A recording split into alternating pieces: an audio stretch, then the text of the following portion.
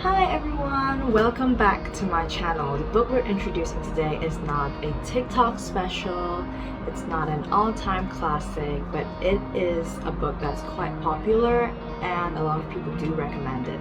And it's Brave New World by Aldous Huxley.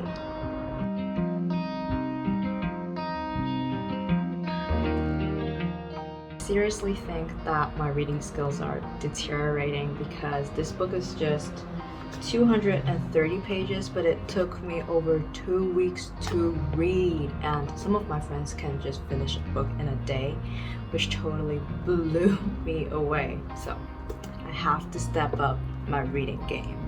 So I just moved into a new room and the hospital is right across my room, and while I'm filming there are at least 8 or 9 ambulances driving past, and it's driving me mad. So I do apologize if you hear some sirens in the background. I don't know what to do.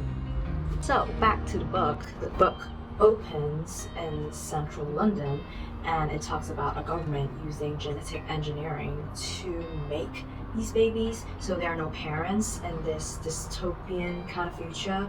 The government is responsible for raising the children and they are divided into 5 categories. Like the children are divided. So there's the alphas, the betas, the gammas, the delta, and the epsilons. So the alphas are destined or engineered to become great leaders, to become world leaders, and the epsilons are the worst. So they will be responsible for doing all the menial work.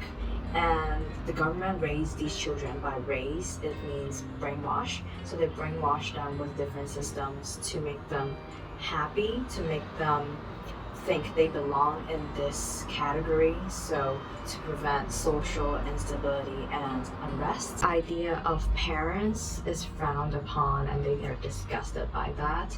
And when they are sad or stressed, they use this kind of drug called soma to help them calm down, relieve them. And in the eyes of these people, this is civilization. So there's this protagonist called Bernard, and he does not like this kind of living, and a lot of people think that there is some error in kind of is genetic engineering to make him feel like that, and people think he's weird. So on a date with a girl called Anina, they went to New Mexico.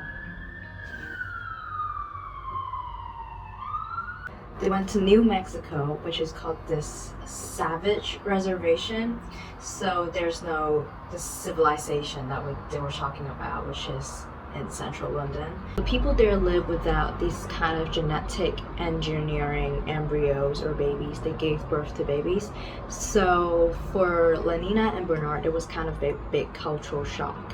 And they came across this woman called Linda, who was actually from central London, so she knew what civilization was like, but she didn't go back because she was pregnant and she gave birth to a son named John, and it was frowned upon to be a mother or father in the place where civilization existed, and so she didn't go back. But then Bernard and Lenina, with this kind of huge discovery, brought them back, and John, seeing civilization for the first time, became really surprised by everything. But because his behavior is weird in the eyes of people in London, the people called him Mr. Savage. And for John, he personally really likes to read the complete works of Shakespeare, and initially he was surprised and kind of curious about the civilization side, like all the hatchery, how they use genetic engineering, stuff like that, and their ways of life. But then slowly he found it weirder and weirder, and it's all wrong.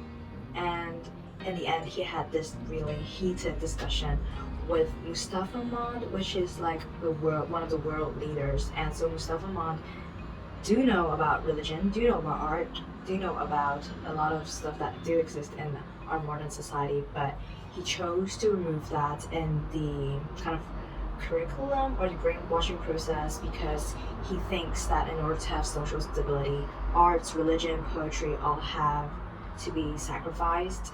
the pursuit of truth have to be sacrificed. Comfort is put amongst everything else, and John really hates that. He rejects comfort. He wants art, he wants poetry, he wants everything that has nothing to do with comfort, because if you're comfortable throughout your whole life, then there's an absence of pain, and without pain you cannot grow, and there's no meaning in life. That's his viewpoint.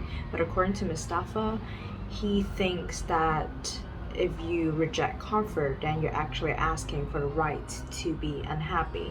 And the right to be unhappy is the central experience of being human. For me, the personal highlight is at the end, where Mustafa and Savage, or John, discusses the different viewpoints they have about social stability, about life, about pain, religion, and art, which when you read it really makes you think about the current world we live in. Are we living in a world where it only focuses on comfort and social stability instead of pain, where pain actually makes us grow, or is actually a central part of making us feel human? Because you can see that we use technology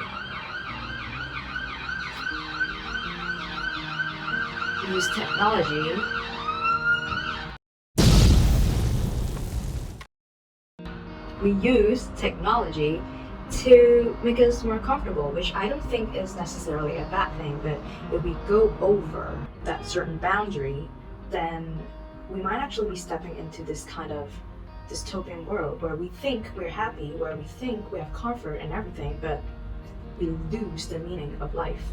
So I think it's very important for us to think about this, and also the balance of society is important. Like, of course social stability is important, and of course art and religion, everything mentioned in this book is important, but we can't just choose one side and kind of reject the other.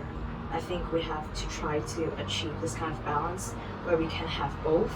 I know that absolute balance is impossible to achieve, but I think that's something we should strive for, instead of just going for social stability and ignoring pain, or going for pain and meaning of life and ignoring social stability. And we also have to be really careful or mindful of how we define civilization, because in this book civilization is defined as genetic engineering, defined as social stability more important than pain or meaning of life.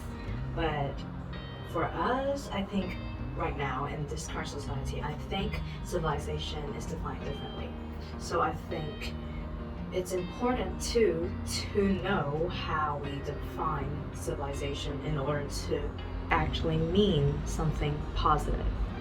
If we define it terribly, then we living in it is going to be poisoned by it.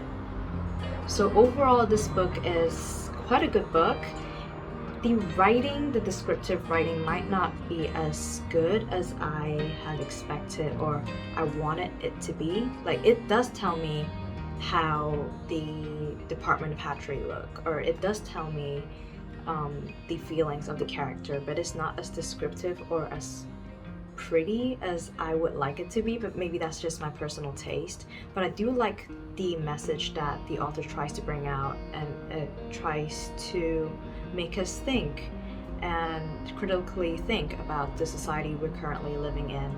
And that's why I'll give it a 3-star review, and you should all read that because it is totally relevant to the society we're living in now.